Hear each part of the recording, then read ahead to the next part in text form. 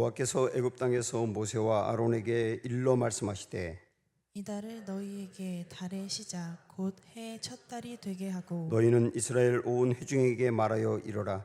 이달 열흘에 너희 각자가 어린 양을 잡을지니 각 가족대로 그 식구를 위하여 어린 양을 취하되 그 어린 양에 대하여 식구가 너무 적으면 그 집의 이웃과 함께 사람 수를 따라서 하나를 취하며 각 사람이 먹을 수 있는 분량에 따라서 너희 어린 양을 계산할 것이며 너희 어린 양은 흠 없고 1년 된 수컷으로 하되 양이나 염소 중에서 취하고 이달 열 나흔 날까지 간직하였다가 해질 때에 이스라엘 회중이 그 양을 잡고 그 피를 양을 먹을 집 좌우 문설주와 임방에 바르고 그 밤에 그 고기를 불에 구워 무교병과 쓴 나물과 어울러 먹되 날것으로나 물에 삶아서 먹지 말고 머리와 다리와 내장을 다 불에 구워 먹고 아침까지 남겨두지 말며 아침까지 남은 것은 곧 불사르라. 너희는 그것을 이렇게 먹을지니 허리에 띠를 띠고 발에 신을 신고 손에 지팡이를 잡고 급히 먹으라.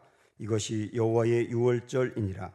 내가 그 밤에 애굽 땅에 두루 다니며 사람이나 짐승을 막론하고 애굽 땅에 있는 모든 처음 난 것을 다 치고 애굽의 모든 신을 내가 심판하리라.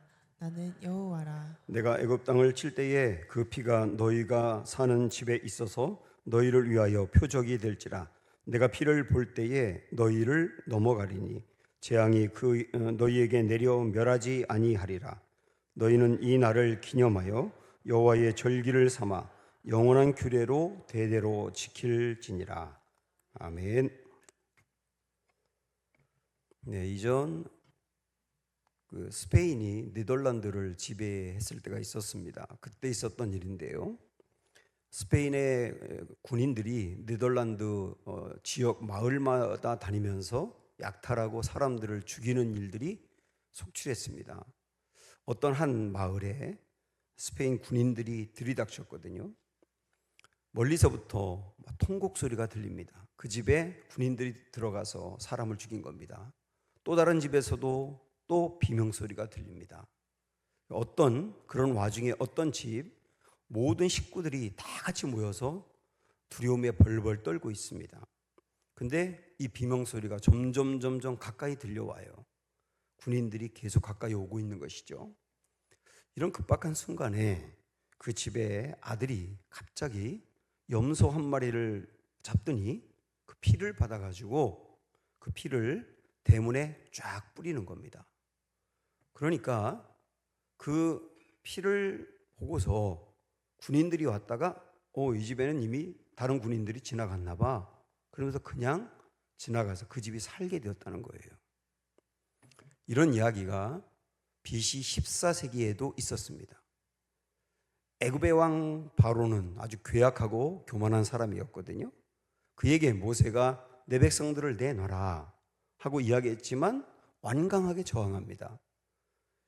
첫 번째부터 9번째까지 엄청난 재앙이 일어났는데도 몇 번의 약속을 어기면서 바로는 계속 버팁니다. 결국은 마지막 10번째 재앙이 일어날 수밖에 없어요. 그 10번째 재앙은 모든 애굽에 첫 번째 태어난 사람이나 짐승이 죽임을 당하는 겁니다. 죽음의 사자와 심판의 사자가 애굽 지역을 다니면서 각 집마다 사람들을 죽이는 거예요. 애굽 사람들 집집마다 어마어마한 통곡 소리로 아수라장이 됩니다. 그때 하나님은요, 이스라엘 백성들에게 이런 와중에 살 수 있는 길을 주셨어요. 아주 간단했습니다. 양이나 염소를 잡아라.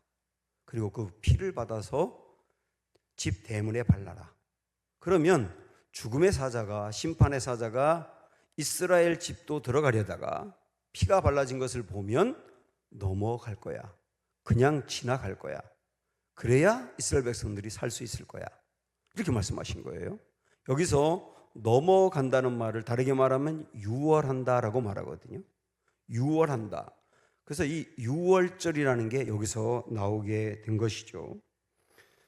어떤 분들은 유월절이 6월달에 드리는 절기인 줄 알고 있는데 유월한다, 넘어간다라고 하는 의미가 있는 절기입니다. 이거를 대대로 지키라. 그래서 지금도 3,500년이 지났습니다마는 유대인들은 유월절을 가장 중요한 절기로 지키고 있습니다. 자, 이게 유월절 이야기인데요. 제가 말씀드렸죠. 구약은 모형이고 신약은 그 모형이 성취된 거다. 실체다. 그리고 구약은 그림자라고 한다면 신약은 그림자가 이루어진 것이다. 이런 말씀을 드렸지 않습니까? 그런 구도로 구약과 신약 말씀을 보셔야 되는데, 그렇게 본다면 구약도 사실은 신약에서 이루어질 일들을 미리 보여준 거거든요. 신약에 특별히 예수님의 사역이 구약에서 먼저 모형으로 보여주고 있는 거예요. 그래서 예수님도 요한복음 5장 39절에서 성경은 나에 대해서 증언한다 그렇게 말씀했는데, 여기서 말하는 성경은 구약 성경을 말하거든요. 구약 성경도 나에 대해서 이야기한다. 그렇게 본다면 구약에 있는 일 중에 예수님의 사역을 가장 대표적으로 보여주는 것을 찾으라고 한다면 유월절을 말할 수 있어요. 특별히 유월절은 예수님의 십자가에서 달려 돌아가신 그 대속의 일을 가장 명백하게 미리 보여주고 있는 예표라고 할 수 있습니다. 우리는 그래서 유월절 이야기를 보면 옛날에 3,500년 전에 이런 일이 있었구나, 이스라엘 백성들에게 굉장히 중요한 절기가 생겼구나, 이렇게 볼 것이 아니라 유월절 이야기를 보면서 예수님의 대속을 보셔야 된단 말이에요. 그런 맥락에서 제가 유월절과 예수님의 대속을 한번 몇 가지 있었던 사건으로 연결을 한번 해볼까요? 먼저 유월절에 양을 잡는 날이라는 게 있습니다. 저기 3절에 보시면 너희는 이스라엘 온 회중에게 말하여 이르라, 이달 열흘에, 그러니까 1월 10일을 말하는 겁니다. 1월 10일에 너희 각자가 어린 양을 잡을지니 각 가족대로 그 식구를 위하여 어린 양을 취하되, 이렇게 했어요. 취하되. 그러니까 어린 양을, 어떤 양을 6월절에 잡을 것인지를 1월 10일 날 취하라는 거예요. 이날 잡는 건 아닙니다. 취한다는 것은 선택하고 데리고 있는다는 얘기입니다. 그러다가 1월 14일 날, 그 4일이 지난 후에, 근데 4일이 지났는데 사실은 4일 해질 때라고 했기 때문에 거의 5일이 될 때를 말하는 겁니다. 이스라엘 백성들은 해질 때가 되면 새로운 하루가 시작이 되지 않습니까? 그래서 그 다음에 6절을 보시면 이달 19날까지 간직하였다가, 뭐를요? 그 양을 간직하였다가 데리고 있다가 해질 때에 이스라엘 회중이 그 양을 잡는다, 이렇게 말씀했어요. 그게 6월절 양을 잡는 규례를 말씀하고 있는 겁니다. 자, 구약에 있는 이 모든 이야기는 예수님의 대속과 연결된다 그랬지 않습니까? 예수님이 십자가에서 돌아가시기 5일 전 날, 주일날을 말하는 거죠. 예루살렘에 입성하셨거든요. 그때부터 예수님이 이제 십자가에 못 박혀 돌아가시는 과정으로 이어지게 되는 겁니다. 그러다가 5일째 될 때, 그때 십자가에서 달려 돌아가셨습니다. 그것을 이 양 잡는 것으로 미리 보여주고 있다, 그 얘기예요. 메시아닉 주이시라고 유대인이었는데 기독교로 개종한 분들이 있거든요. 이분들은 구약 성경을 너무나 잘 알고 있고, 그 다음에 구약의 유월절 같은 그런 유대인들의 절기를 늘 지켜왔기 때문에 그분들이 성경을, 예수님을 믿어서 신약 성경을 보면 우리보다 훨씬 더 잘 이해한다 그래요. 이때 유대인들은요, 양을 1월 10일 날 취하면 보통 그런답니다. 어린 양을 취했기 때문에 이걸 밖에 묶어놓는 게 아니라 아예 방 안으로 데리고 와서 애완동물처럼 함께 지낸다는 거예요. 그 아이들과 그 양이 막 놀고 그러는 거죠. 그러다가 1월 14일 날 그 양을 저녁 때 잡습니다. 아이들이 굉장히 충격을 받는 거죠. 자기들과 함께 놀았던 그 양인데, 그때 부모가 얘기를 해주는 거예요. 이 양이 무엇을 의미하는지. 이 양은 우리를 대신해서 죽는 것을 의미한다. 죄인인 우리를 대신해서 죽는 걸 의미한다. 그럴 때 이들은 그 양이 죽는 게 너무 선명하게 믿어지게 되고요. 그리고 그들이 예수님을 믿게 되면 예수님이 십자가에서 돌아가신 것이 바로 어린 양으로 대신 죽는 것인 게 너무나 명백히 다가오는 거예요. 그런 의미로 연결된단 말이죠. 자, 또 하나, 이 어린 양을 고르는 조건이 있어요. 조건은 딱 이겁니다. 너희 어린 양은 흠 없고 1년 된 수컷으로 하되 이렇게 돼 있어요. 흠이 없어야 된다는 거예요. 1년으로 하되라고 하는 것은 어리다는 뜻을 말하는 것이고 여기에 조건은 흠이 없어야 된다. 흠이 있는 거는 자기 흠 때문에 죽는 것이란 얘기죠. 흠이 없는데 죽는다는 말이 대신 죽는 것을 의미하는 거지 않습니까?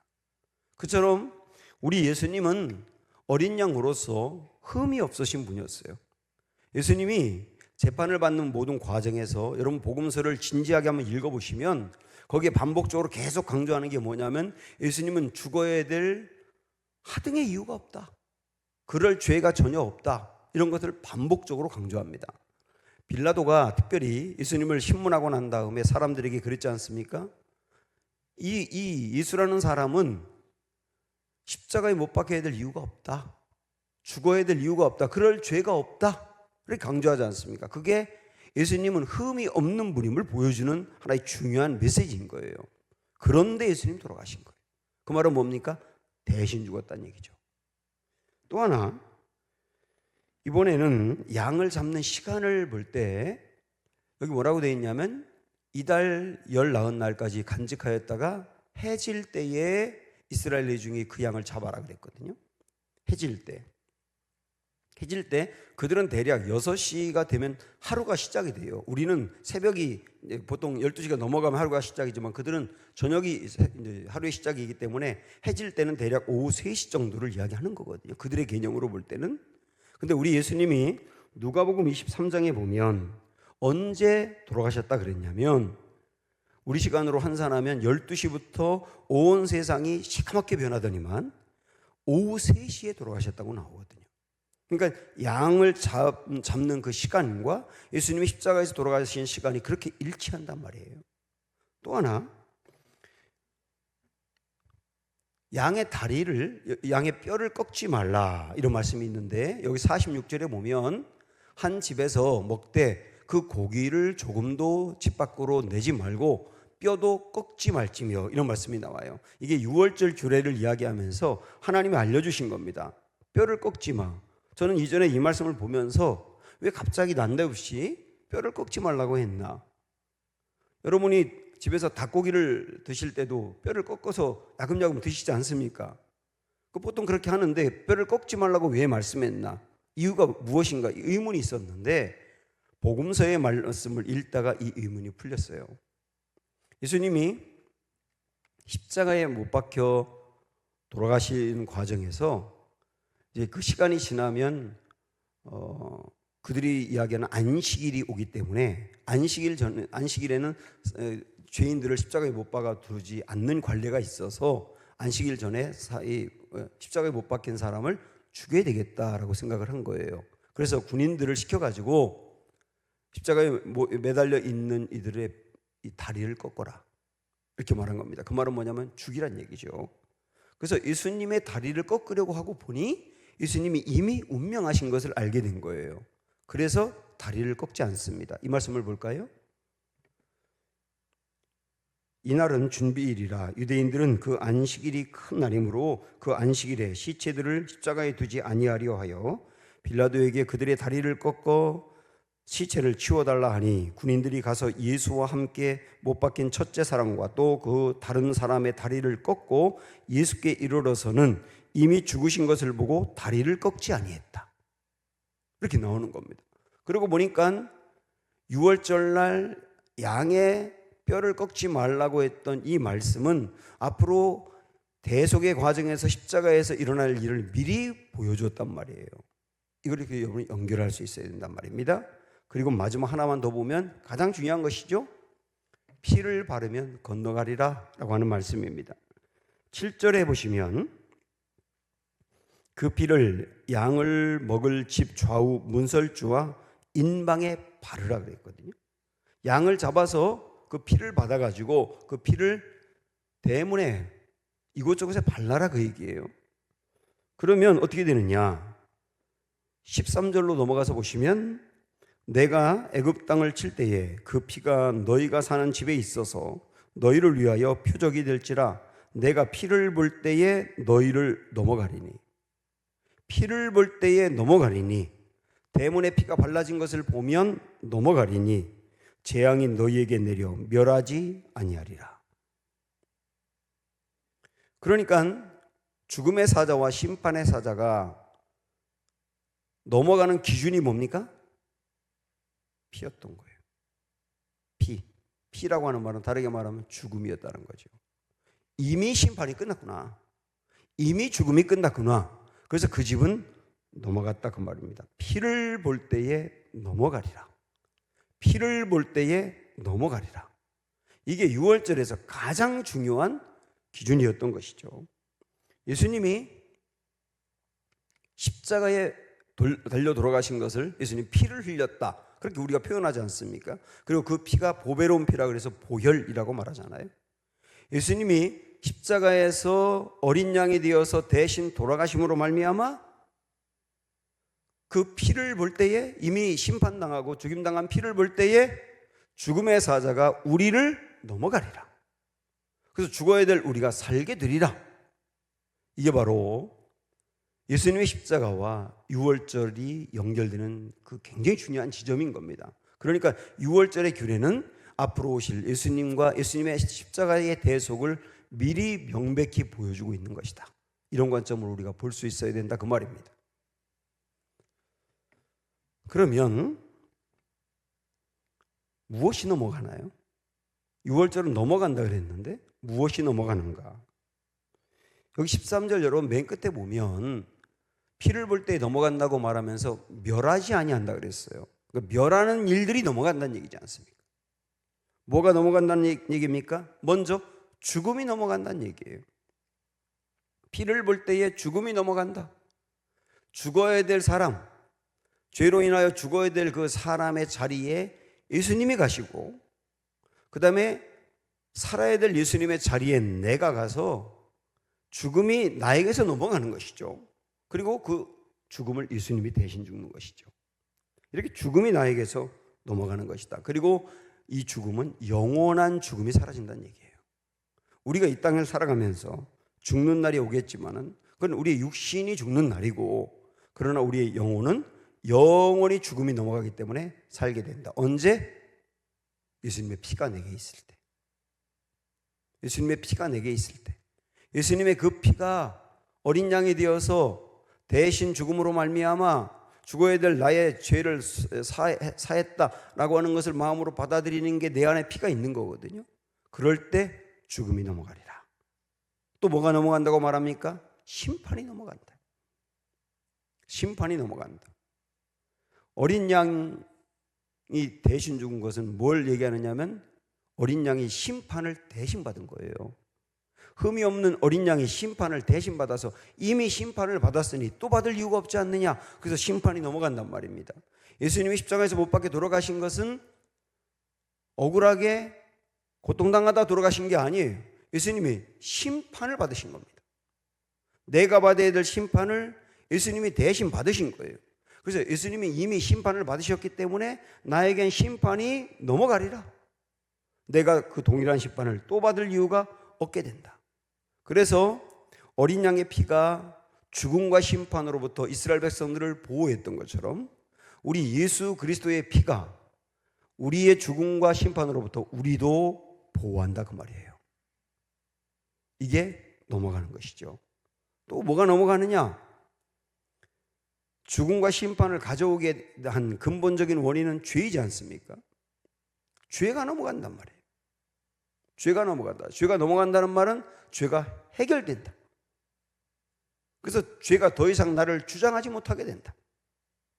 이 모든 것들이 전부 다 넘어간다. 이걸 뭐라고 말하는 거냐면 구원이라고 말하는 거예요. 구원은 뭐냐? 죽음이 넘어간다. 심판이 넘어간다. 죄가 해결되어 넘어간다. 그걸 누가 했느냐? 그리스도의 피가 해결했다. 그래서 그 피를 볼 때에 그 피로 인하여 우리는 구원을 받는다. 이게 주님이 우리에게 명백하게 알려준 거예요. 우리에게 구원받으라고 우리가 보여준 분명한 사인인 겁니다.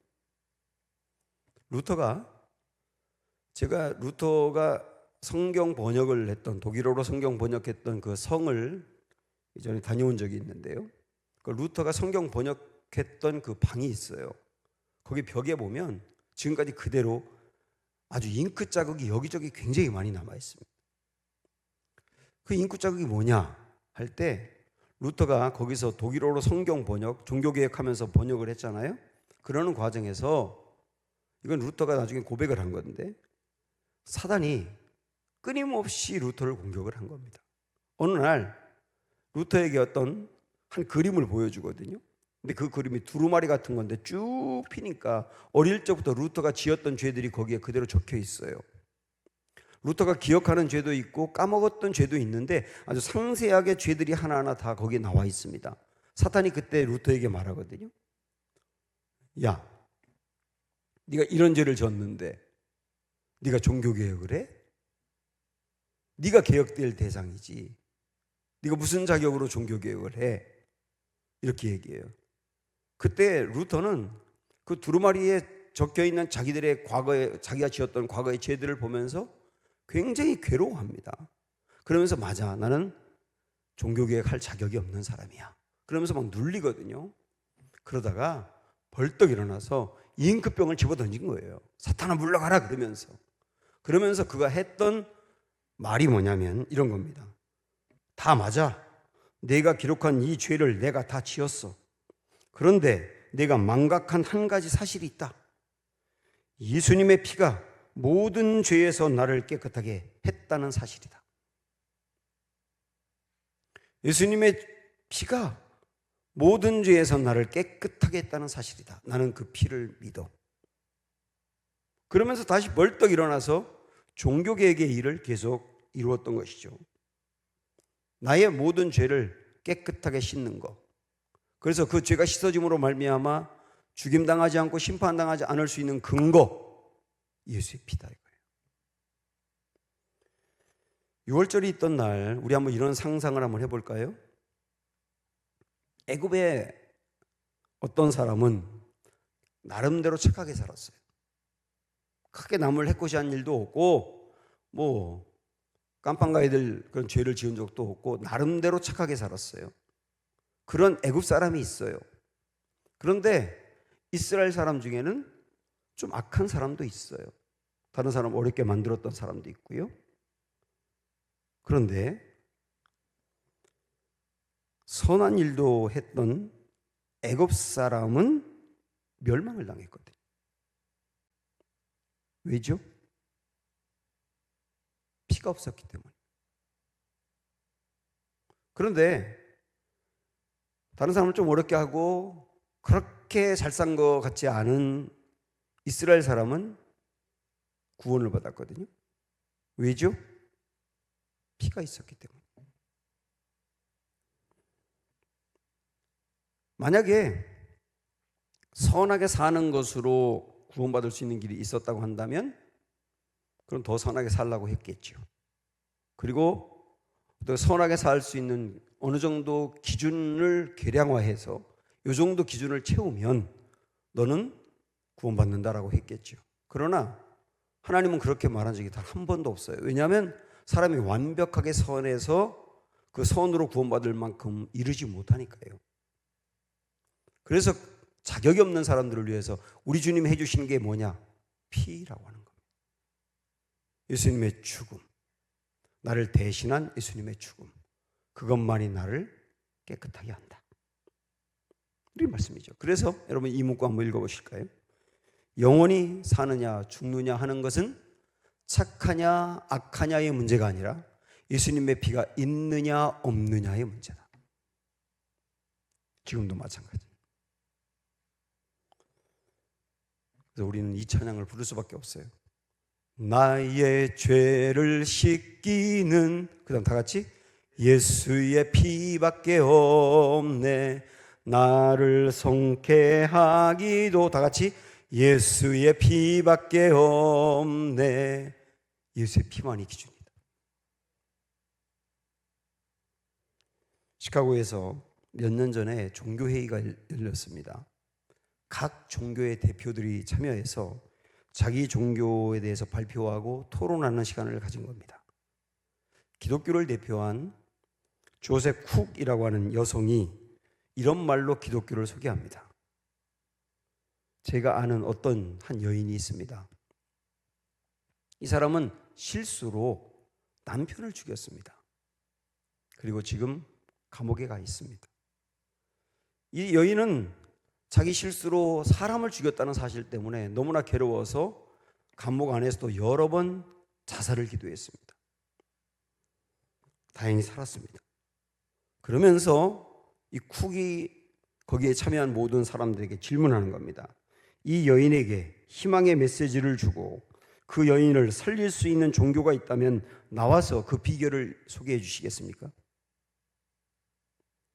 아무도 나가지 않습니다. 이때 조셉 쿡은 말합니다. 요한일서 1장 7절의 말씀을 이야기하는 거예요. 그 아들 예수의 피가 우리를 모든 죄에서 깨끗하게 하실 것이요. 이것이 그 여인에게도 희망입니다.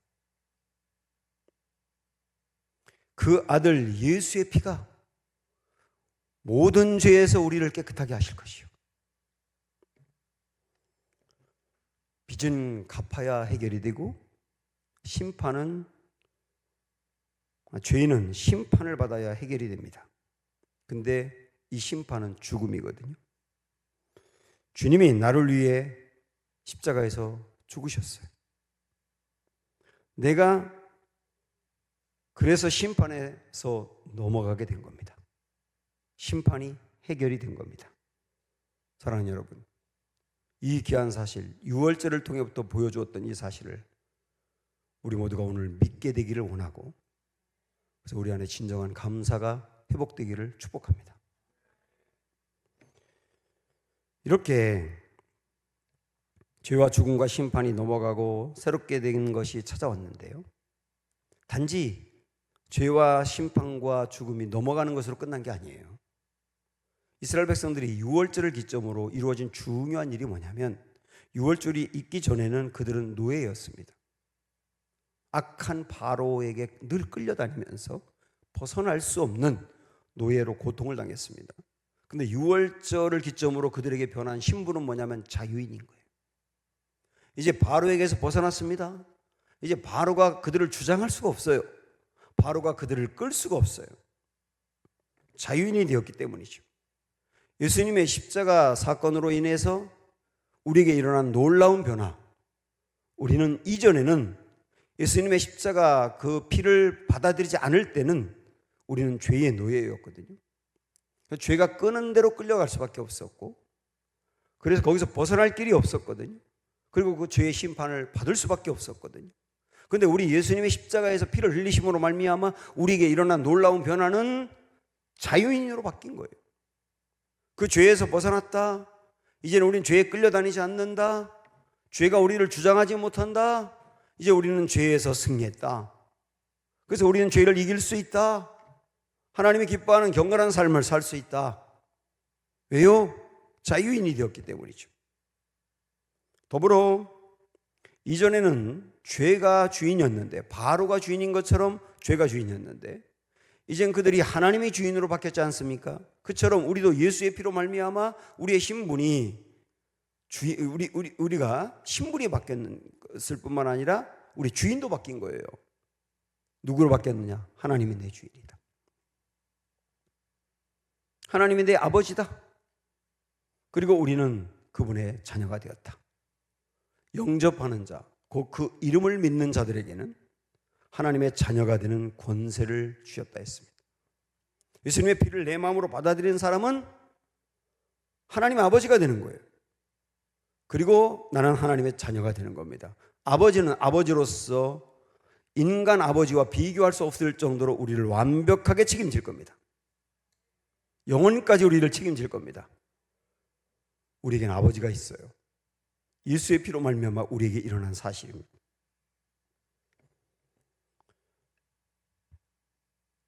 하나님은 유월절을 지정하시고 아주 중요한 말씀을 하셨거든요.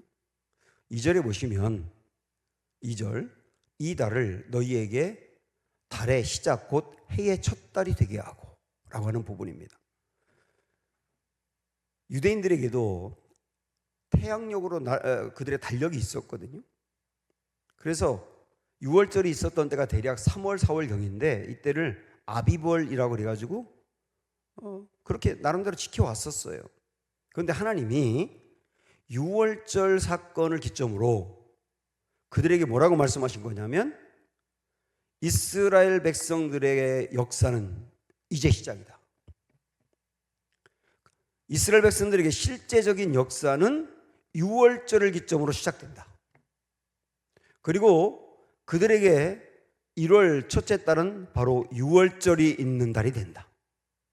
그래서 태양력으로 3월 달쯤이 그들에겐 1월이 되는 거예요. 하나님이 달력을 바꿔주신 거예요. 달력이 바뀌었다는 것은 굉장히 중요한 일을 얘기하는데 이스라엘은 6월절을 기점으로 계기로 그들의 역사가 다시 시작되었다는 뜻이에요. 또 다르게 말한다면 구원받은 날이 역사의 시작이라는 겁니다. 따라해 보세요. 구원받은 날이 역사의 시작이다. 그걸 여기서 보여준 거거든요. 자, 6월절이 새로운 해와 새로운 달의 시작이 된 것처럼 예수 그리스도의 십자가의 피, 그 피를 마음으로 받아들인 사람을 뭐라고 말하냐면 새 생명으로 태어났다 그래요. 새 생명으로 태어났다. 이전의 생명이 아니라 새로운 생명을 얻었다. 그래서 그 사람, 새 생명으로 태어난 그 사람의 진정한 그 인생의 역사는 예수님의 피를 마음으로 받아들이는 것부터 시작이 되는 거예요. 엄마 뱃속에서 태어난 생일날이 있죠. 이 생일날 미역국을 먹고 축하를 받고 그렇습니다. 우리가 예수님을 내 마음으로 받아들이면서 새 생명으로 태어난 그날이 우리 영혼의 생일이지 않습니까? 그날은 우리의 육신의 생일 이상으로 축하받아야 되고 감사해야 될 날입니다. 왜냐? 주님이 내 안에 오셔서 내 안에 계심으로 인하여 우리 인생의 역사가 드디어 시작됐기 때문이에요. 올해가 2025년이거든요. 2025년이라는 말은 1년이었던 때가 있었다는 뜻이죠. 그때부터 지금이 2025년이 지난 때라는 얘기죠. 그럼 여러분 아시지만 그 1년이 언제입니까? 지금이 2025년인데 2025년 전에 1년은 언제였나요? 예수님이 태어나신 때죠. 이때가 1년입니다. 이 예수님이 태어난 이때를 아노 도미니라고 말합니다. 라틴어로 아노 도미니. 아노 도미니가 주의 해라고 하는 뜻이거든요. 더 정확히 말하면 주님이 태어나신 해입니다. 이걸 아노 도미니에서 앞자를 따가지고 AD라고 말하는 거예요. 예수님이 태어난 때가 AD 1년이 되는 것이고 예수님이 태어난 지 지금이 2025년이 된 해라 그 말입니다.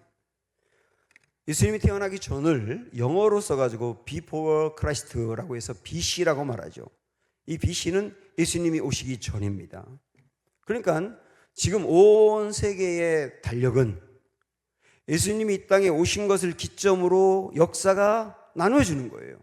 그 이전이냐 이후냐로 나뉘어지는 겁니다. 역사를 나누는 분기점은 예수님이 오셨느냐 오시지 않았느냐로 나누어지는 것이죠. 아노 도미니 그거로 나눠진단 말입니다. 이렇게 예수님이 오셨느냐로 역사가 나눠지는 것처럼 우리 한 명 한 명의 인생의 역사도 사실은 예수님이 내 안으로 들어오셨느냐, 그래서 내가 예수님과 상관이 있는 사람이 되었느냐, 그거에 따라서 달라지는 거거든요. 사랑하는 여러분께서 예수님의 피를 마음으로 받아들이고 그 피로 인하여 나의 죄와 죽음과 심판이 떠나가고 내가 새로운 사람으로 태어났다는 것을 마음으로 받아들인 그때가 실질적으로 여러분 인생의 아노 도미니 1년이 되는 거예요. 그렇죠? 아노 도미니 1년이 되는 거라고요. 그리고 계산해 봤더니 저는 아노 도미니 42년이더라고요. 42년 전 고등학교 2학년 때 제가 수련회에서 예수님을 제 마음으로 받아들이고 예수님의 피가 저의 모든 죄를 사했다는 것을 확신하면서 제 인생의 역사는 새로 시작이 됐거든요. 얼마나 귀합니까? 이게 얼마나 귀한지는 우리 마지막 호흡이 멈추는 그날, 내가 죽는 그날에 아노 도미니가 나에게 있느냐 없느냐가 얼마나 중요한지를 우리는 그때 드디어 알게 될 것입니다. 물론 그 전에도 아노 도미니가 있는 인생과 그렇지 않은 인생이 이 땅에 살아가는 모든 모습이 다른 것을 여러분 경험하실 거예요. 우리 교회는 이번에 아주 중요한 일을 계획을 하고 있습니다. 그게 0525 감동 블레싱 데이거든요. 5월 25일 날 감동 블레싱 데이를 합니다. 작년에도 새생명 축제를 했었고 많은 분들이 왔었는데 그와 비슷한 일입니다. 그 날짜가 5월 25일인데요. 우리가 어떤 분을 그날 초청을 하게 될 겁니다. 그런데 초청할 그분들에게 감동을 주어서 그분들에게 인생의 진짜 블레싱 데이가 되게 하자는 거예요. 블레싱이 뭡니까? 축복이죠. 그의 인생의 진짜 축복의 날이 되게 하자는 거예요. 그러면 그의 인생의 진짜 축복이 뭡니까? 오늘 우리가 들었지 않습니까? 그의 인생도 아노 도미니가 되는 거예요. 예수 피를 그가 받아들여서 새 생명으로 태어나서 그의 인생의 역사를 다시 쓰게 되는 아노 도미니가 그에게 된다면 그의 인생의 최고의 블레싱이 되지 않겠습니까? 그래서 우리는 누군가의 인생에 아노 도미니, AD의 인생이 시작되도록 기회를 주고 싶은 거예요. 그게 감동 블레싱 데이입니다. 이제 전 이 자리에서 우리 은강교회 0525 감동 블레싱 데이를 선언합니다. 이제 이 선언과 함께 우리가 이 일을 위해서 달려가게 될 겁니다. 이제 우리는 오늘부터 15-3-2-1 운동을 벌여가야 됩니다. 뭔지 아는 분도 있고 모르는 분도 있을 텐데 이런 겁니다.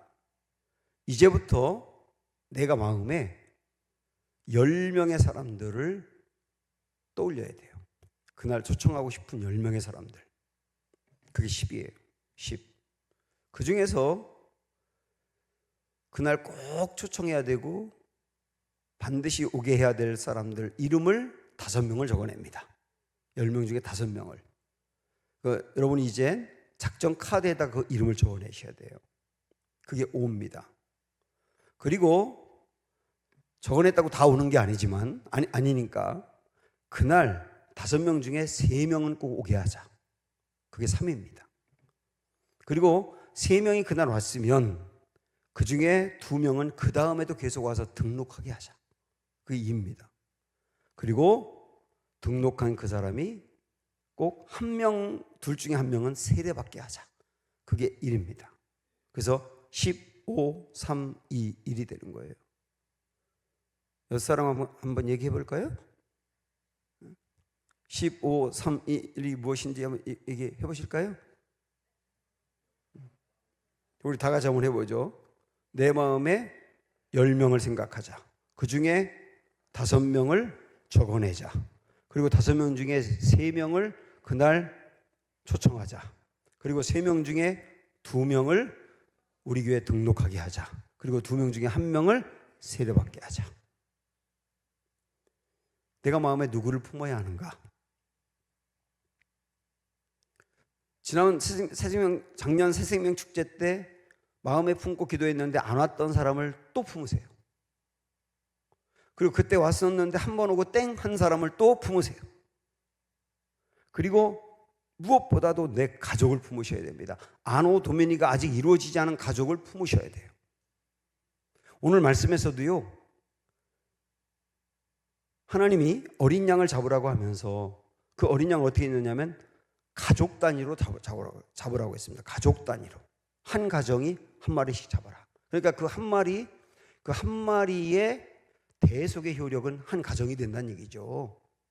그걸 보면 하나님이 원하는 구원의 기본 단위가 가족이라는 걸 알 수 있어요. 하나님은 나 하나만이 아니라 내 가정이 구원받는 걸 기본 단위로 생각하고 원하신다는 것이죠. 그처럼 우리는 그 말씀을 들으면서 무엇보다도 내 마음에 품어야 될 사람은 내 가족이다. 가족이다. 그리고 낙심해 있고 다니다가 그만둔 사람들, 그리고 내가 알고 있는 지인들. 모르는 사람은 정하지 않으셔도 괜찮아요. 지인을 정하시면 돼요. 그렇게 마음으로 품으셔야 됩니다. 이번 주부터 3주 동안 내가 누구를 마음에 품고 적어낼 것인가를 생각하셔야 됩니다. 이 감동 블레싱데이 전체에 이렇게 그림이 있는데, 이 그림에 보면 오늘이 선언하는 날이고요. 3주 동안은 내가 초청할 사람들을 마음에 품는 기간이에요. 이 기간 동안 먼저 안 만나셔도 괜찮아요. 마음에 품기만 하고 아주 중요한 게 기도하는 겁니다. 그를 위해서 기도하는 겁니다. 그러다가 4월 6일 날 발대식이라는 걸 할 거예요. 예배 시간에 발대식을 할 텐데 여러 가지 퍼포먼스로 재밌게 할 겁니다. 뭐 교회에서 저런 것까지 하냐? 라고 생각할지 모르지만 여러분 회사나 학교 같은 데서도 중요한 목표를 놓고 시작할 때 뭐 퍼포먼스 재밌게 하잖아요. 그냥 그렇게 생각을 하시면 돼요. 그렇게 할 거예요. 우리도 그렇게 하고, 그 다음에 그 발대식을 기점으로 7주 동안을 우리가 이제 초청할 분들을 만나는 기간이에요. 매 주마다 이번 주는 뭘 하라고 제가 말씀드릴 거예요. 그러니까 제가 말씀드린 그대로 하시면 됩니다. 그러다가 그 초청할 대상자의 상태에 따라서 가장 적절할 때 내가 바로 이 초청장을 주면 되는 거예요. 이 초청장을 그분에게 주면서 5월 25일 날 오도록 초청을 하는 겁니다. 이걸 잘하기 위해서 현황판도 만들었는데 여러분 양쪽에 한번 보실까요? 벽에 보시면 내가 작정해서 적어낼 사람들의 이름도 적고 어떻게 만났는지도 체크해 가면서 서로 도전을 받으려고 합니다. 그리고 그 옆에 통곡의 벽이라고 하는 게 있는데, 통곡의 벽은 이스라엘 예루살렘에 가면 통곡의 벽이 있지 않습니까? 저도 거기 가봤는데 거기 오면 사람들이 그 통곡의 벽에 손을 대면서 기도를 하거든요. 이처럼 우리도 우리가 초청하려고 하는 사람들을 위한 기도의 내용들을 포스트잇에다가 간단하게 적어서 통곡의 벽에 붙여놓을 거예요. 그러면서 다른 분들도 그걸 보면서 다른 분들을 위해서 기도해주고 우리의 갈망을 그렇게 한번 표현하게 될 겁니다. 이런 과정들을 통해서 5월 25일 날 우리가 꿈꿨던 그 어떤 누군가가 그의 인생의 아노 도미니 1년이 되는 영광스러운 날을 꿈꿔봅니다. 6월절은 단지 하나의 절기로 끝나는 게 아니고요. 6월절은 지금도 계속됩니다. 이스라엘 백성들도 지금도 6월절을 절기로 지키는데 우리도 6월절이 계속됩니다. 오늘 말씀 14절 마지막에 보면 하나님이 이렇게 말씀하셨거든요. 너희는 이 날을 기념하여 여호와의 절기를 삼아 영원한 규례로 대대로 지킬지니라. 대대로 지킬지니라. 영원한 규례로 삼아 대대로 지킬지니라. 우리에게도 말씀하신 거예요. 그래서 우리는 6월절이 계속 있어야 한다. 그 6월절이 언제인가? 예수님의 피로 내가 아노 도미니가 시작된 그때가 나의 인생의 6월절이니 그날을 기억하자. 그리고 그날 그 은혜 베푼 것을 감사하자. 그리고 어떤 사람도 아노 도미니가 될 수 있도록 그에게 예수님의 피를 전하자. 그래서 6월절이 우리 인생 계속되기를 주님의 이름으로 축원합니다.